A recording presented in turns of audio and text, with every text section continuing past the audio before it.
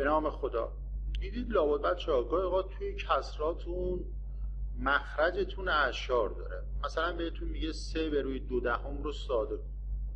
خب این 2 دهم رو بنویسید 2 دهم به صورت کسری بنویسید.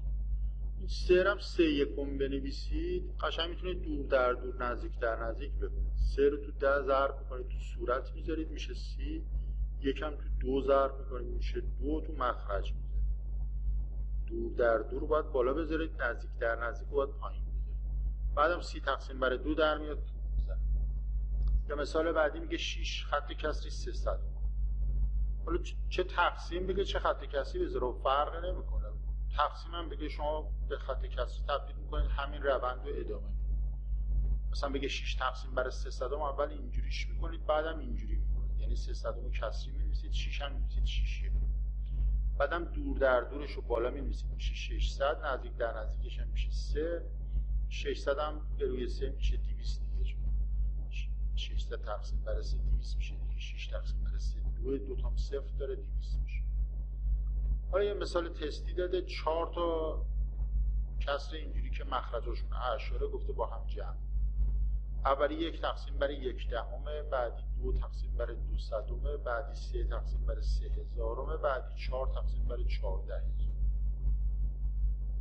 خب این دهه، این صده، این هزاره و این 10000 که در مخرج قرار دارن آخر سر میان تو صورت ضرب میشن. دیگه من مخرجای یکم به اینا ندادم دیگه، چه بدید چه ندید خیلی فرق نمیکنه. الان دهه تو 1 ضرب میشه 10. مخرج یکم تو ذهنتون تصور بکنید، تو این ضرب بکنید همون 1 میشه دیگه. 10 یکم میشه که میشه 10. این 2 تو 100 ضرب میشه 200. به 2 ساده میشه 100. 3 تو 1000 ضرب میشه 3000. به 3 تقسیم میشه 1000. 4 هم به همین ترتیب میشه 10000 دیگه. میاد تو صورت ضرب میشه. آخرش هم با 4 ساده بکنید جواب به دست میاد. به عبارت دیگه میخوام بگم واجبم نیست حالا به اینا مخرج 1 بدید، به اینا که تو صورت، اینایی که تو مخرجه ببرید تو صورت ضرب بکنید درست در میاد دیگه. 10 رو ببرید تو 1 ضرب کنید، نه مخرجش میشه 10. 100 رو ببرید تو 2 ضرب کنید میشه 200، نه مخرجش. 1000 رو ببرید تو 3 ضرب کنید. یعنی لازم نیست حتما زیاد شلوغش بکنید، دور در دور نزدیک در نزدیک بکنید مثل بالا.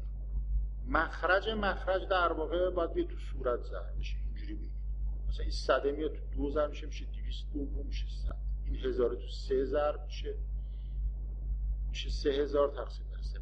مخرج که 1000 هست میره تو صورت ضرب میشه همین 3000 3. 10000 بیاد تو 4 ضرب میشه 40000 4 که میشه 10. اینم که 1000 میشه، اینم 100 میشه، اینم 10 میشه. قشنگ جمع این 10000 با این 1000 میشه 11000، با این دوتا میشه 110. 11110 دیگه یکان هم نداره که گزینه 2 جواب صحیح است. مسئله بعدی هم همینطور. این 1 دهم رو اگر کسری تصور کنید مخرج 10ش میاد این بالا ضرب میشه، یکش هم هیچ میشه 10. این هم همینطور. این 2 دهم رو کسری تصور کنید 10 مخرجش میاد تو این ضرب میشه 20. اینجا دیگه فقط 2 میمونه دیگه. 22 میشه 10. دوباره این میشه 33 میشه 10. همشون 10 میشه. اینم همینطور. اینو 7 دهم کسری تجسم بکنید. 10 پایینش میره تو این ضرب میشه 70. به 7 هم تقسیم میشه، چون این کسریش کنید دیگه ممیز نداره دیگه. این 7 صورت 10 تو مخرج 10 میره اینجا ضرب میشه 70. این 7 مخرج هم میمونه میشه 10. همشون 10 میشه.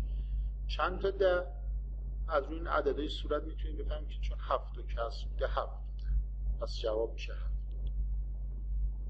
مسئله بعدی میگه حاصل جمع اینا یه عدد اعشاریه. این عدد صحیحش از 2 رقم اعشار بی و سی هم داره که هیچ کدوم از اینا رو نمیدونید چند. میگه حاصل این آ ممیز بی سی چیه؟ اصلا کاری به آ و بی و سی نمیخواد داشته باشید. اینو ساده کنیم عدد اعشاریه به دست میشه. دونه دونه ساده کردم. 1/2 که خب یعنی نیم تبدیل به اعشار کردم. 1/10 دوم 1/10 رو کسری کردن به 2 تقسیم بکنید میشه 1/20. چون این مخرج 1 براش در نظر بگیرید 2 رو 2 در دور بکنید نزدیک در نزدیک مخرجتون میشه 2/10 دیگه. صورتتون هم که 1 اینجا در نظر بگیرید با این 1 میشه 1. بعد 1/20 برای اینکه به اعشاری تبدیل بشه چون آخر سر عددمون اعشاریه باید مثلا مخرجش رو تو 5 ضرب کنیم قابل تبدیل به اعشار، مخرجش میشه 100. مخرجمون کلا 10 100 1000 باشه خوبه دیگه، سریع به اعشاری تبدیل میشه. پس اینو تو 5 ضرب کردم، اینم تو 5 ضرب کردم شده 500. اینجوری فعلا نگرش می‌دارم. اینو حساب کردیم شد 500، اینم حساب کردیم شد، اینم حساب بکنیم تمام. 1 تقسیم بر 2/10 یعنی اینجوری میشه نوشتش. بعدم اینو مخرج رو میبرید تو صورت میشه 10 با این 2 میشه 5. یه 5 تا داریم، یه نیم تا داریم میشه 5 و نیم، یه 500 داریم میشه 5 و 55. یعنی گزینه 2 جواب صحیح. این آمونه، اینام بی و سیه دیگه.